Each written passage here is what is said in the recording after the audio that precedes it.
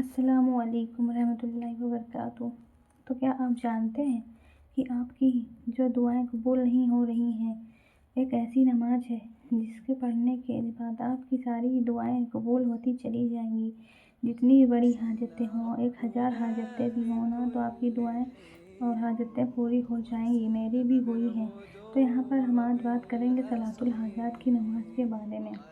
یہ نماز بہت ہی برکت والی ہے۔ اس کے پڑھنے سے ہر مراد، ہر خواہشیں پوری ہوتی ہیں۔ آپ کے گھر میں گاڑی، گھر، پیسہ، جو چیز کی بھی کمی ہے، ہر چیز ہوتی ہے۔ پسند کی شادی اور بچے، اولاد، جو بھی چاہیے آپ کو سب ملے گا۔ بس امید رکھ کر اللہ پاک کے اوپر اس نماز کو پڑھیں۔ اس نماز کے پڑھنے کی برکت اتنی ہے کہ میں کیا ہی بتاؤں۔ آپ ادھر اس نماز کو پڑھیں گے، ادھر آپ کا کام بن جائے گا۔ آپ کی حاجتیں، آپ کی پریشانیاں، ارجنٹ میں آپ کی حاجتیں، دعائیں قبول ہو جائیں گی۔ تو چلیے اس نماز کو پڑھنے کے لیے طریقہ جانتے ہیں۔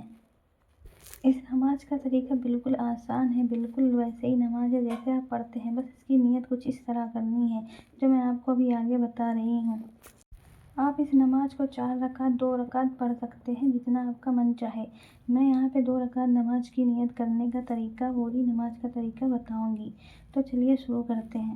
اور ہاں، اس نماز کو مرد عورت دونوں پڑھ سکتے ہیں۔ تو اس نماز کو پڑھنے کی نیت اس طرح کرنی ہے۔ نیت کی میں نے 2 رکعت نماز صلاۃ الحاجات کی، وقت موجودہ، واسطے اللہ تعالیٰ کے، رخ میرا کعبہ شریف کی طرف، اللہ اکبر آپ کہہ کر اپنے ہاتھوں کو نماز کے طریقے باندھ لیں۔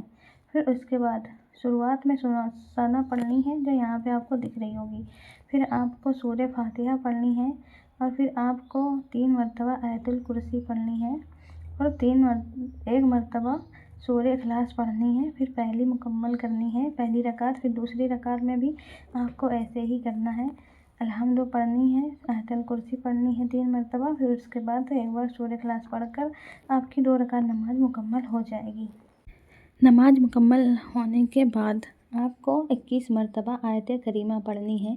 اسکرین پہ آپ کو آیت کریمہ نظر آ رہی ہوگی، اسے آپ دیکھ کر پڑھ سکتے ہیں، اول آخر درود شریف کے ساتھ۔ پھر اپنے مقصد کے لیے دعا کیجیے۔ اور ہاں گائز، جب تک آپ درود پاک کبھی بھی جب دعا مانگیں، تو جب تک آپ درود پاک نہیں پڑھتے، آپ کی دعا زمین اور آسمان کے بیچ میں اٹکی رہتی ہے۔ اس لیے جب بھی آپ دعا مانگیں کبھی بھی، تو آپ درود شریف ضرور پڑھیں۔